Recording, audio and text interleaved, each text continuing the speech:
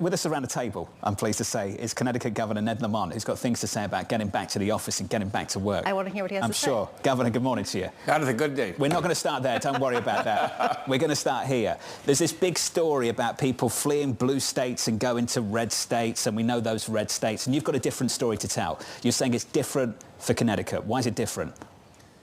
Yeah, the Wall Street Journal keeps saying, boy, everybody's fleeing those blue states. They're raising taxes. That's why they're all leaving. Just the opposite in Connecticut. We've had probably 50, 60, 70,000 people move into the state over the last few years. We did cut taxes. I think that's one of the reasons. But also, we kept things open during COVID. Our schools stayed open. People looked at our suburban lifestyle, saw our cities coming back. A lot of young people moving in the state. We want you. Come on back.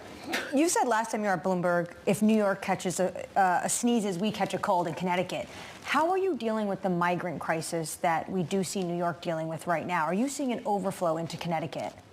We're seeing some overflow. Certainly we're not being overrun like, unfortunately, I see what's happening in New York City. I talked to Eric. I talked to Kathy quite a bit. You know, we've got our folks standing by. We're getting, motels and places, nursing homes that we had retrofitted during COVID to get people off the street. You know, we're ready, but still, thankfully, we've got things able to take care of people. Do you need more support from the federal government? I do. I mean, I agree with the Democratic governor, say we need more support from the federal government. I think especially true here in New York City. But also, we got to secure the border. We got to be a lot stricter on the border. You've got to do both. We've been hearing from this administration about what they can do going it alone. President Biden has talked about possibly closing the border. Are you hoping he does that? I am. Look, I call the Republicans bluff. They're saying, President Biden, you're not willing to close the border. Give me the tools to do it, and I will do it. I can't figure out why they're pulling back now, saying it's not that much of an emergency. We'll wait till after the next election. I think that's the wrong move. Let's make the deal. You've managed to cut taxes, and you are in the black.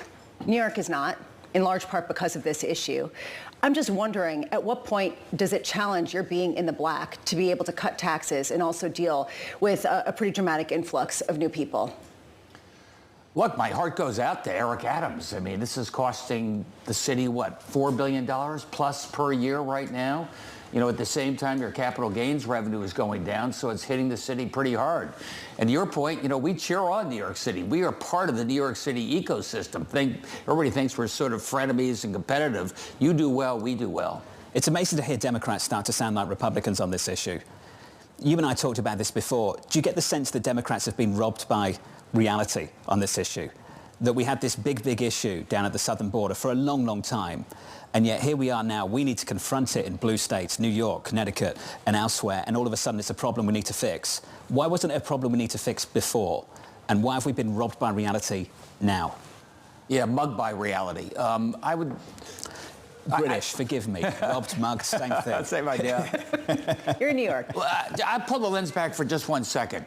We had the most successful economy on earth. People know it. That's why more people want to come to this country than ever before. Without a doubt. But you're absolutely right. It only works if we secure our borders. Maybe Democrats were a little slow to get up to speed on this. Some of us, from this part of the region, we weren't hit as hard early on.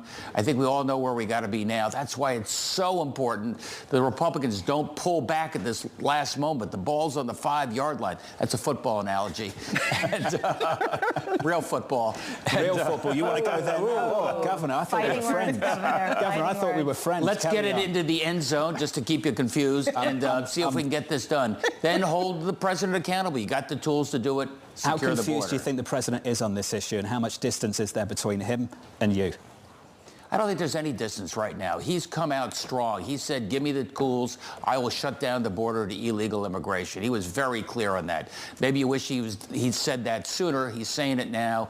The ball's in Congress's court. You're going to give him the tools to get the job done. But, Governor, was he clear on day one? On day one, he paused nearly all deportations. People say this was a signal to many countries that it is going to be easier to get into the United States now than it was under former President Trump. Was that a mistake? People have been trying to come through our border for years. I mean, under Trump, and remember during the midterms, he'd been there for 2 years. He kept talking about caravans of terrorists coming up to our border. So it wasn't like everything was peaches and cream 6 years ago and then it changed. I think we're serious now. I think there should be strong bipartisan support. Our Senator Chris Murphy is helping to lead those negotiations. Let's get it done, hopefully as soon as this weekend. I think the reason why we're all talking about immigration and migrants is because in our poll, it's starting to show that that's becoming more of a top issue for voters in 7 swing states, which right now, former President Trump is leading Biden. How concerned are you about President Biden being able to win re-election in November? I think at the end of the day, after we've exhausted all other alternatives, we go for the sane course. I think that will be President Biden. But I think you're right. I think immigration is a very big issue. People think it's about age. I think he gets immigration right. Congress gives him the tools to get it right. We're going to secure the border and people feel a lot better. What do you think of individuals like Representative Dean Phillips? He's not even saying so much that he's running to be president. He's running to give people an option. Should there be more options, given the fact that poll after poll continues to show that Americans think President Biden is too old? Dean who? Dean Phillips. I know you know who that is. Yeah, that's fine. I think in a primary process, I think a lot of options are good. I like a lot of different voices. At some point, you got to consolidate around who you think are the most reasonable choices who can get elected, decide who will make a difference on your behalf. Not to shift gears completely, but I do want to finish up on the work from home question. And I know. Okay, but this is actually really important to you because I imagine a lot of people working from home were able to move to Connecticut away from the city. And I'm just wondering, as people do go back to offices, do you think that inward migration is going to slow? No, I think it's changed forever. I really do. Our rail service is such that we are picking up more people coming in and out of New York and Fairfield County. Fridays are empty. TGIF has a whole new meeting. Nobody goes. Thursday is now party night. You know it's Friday. Except for you. Thanks. God bless you. So I think for Connecticut, that means a lot more people say, hey, I can have a lifestyle in Connecticut, really great schools, live in a home. If I have to go to New York City, great place to visit, wouldn't want to live there. They come in maybe 1 or 2 days a week. And I think that's a lifestyle that works for people. I hope Kathy's not listening this morning. Hey, Kathy. Governor, good to see you. As always, great to catch up. Thank you, buddy. Governor Ned Lamont there. Thank you, sir.